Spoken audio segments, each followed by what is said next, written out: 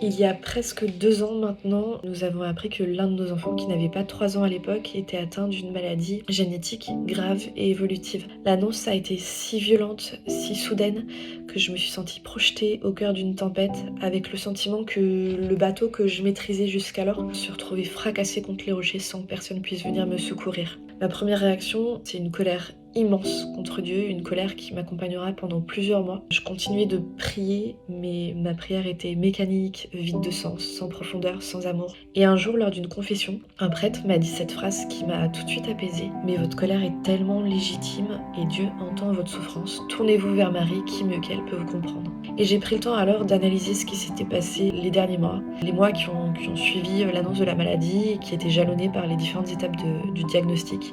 Et je me suis rendu compte que pas une seule fois Dieu ne m'avait abandonnée. Alors que j'arrivais plus à prier, des amis proches, ma famille ont lancé des chaînes de prière, des chapelets, des neuvaines, et je me suis sentie réellement portée alors que j'étais aveuglée par la colère.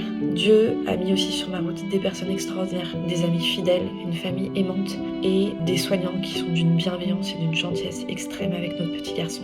J'ai aussi rencontré une maman dont le fils est atteint de la même maladie et qui est pour moi symbole de foi et d'espérance. Et enfin, et je crois que c'est vraiment le plus important, Dieu se manifeste au quotidien dans notre foyer à travers notre petit garçon de 4 ans qui est incroyable par son courage, sa détermination, sa volonté, sa force. Et c'est lui qui nous élève au quotidien et qui nous tire vers le haut.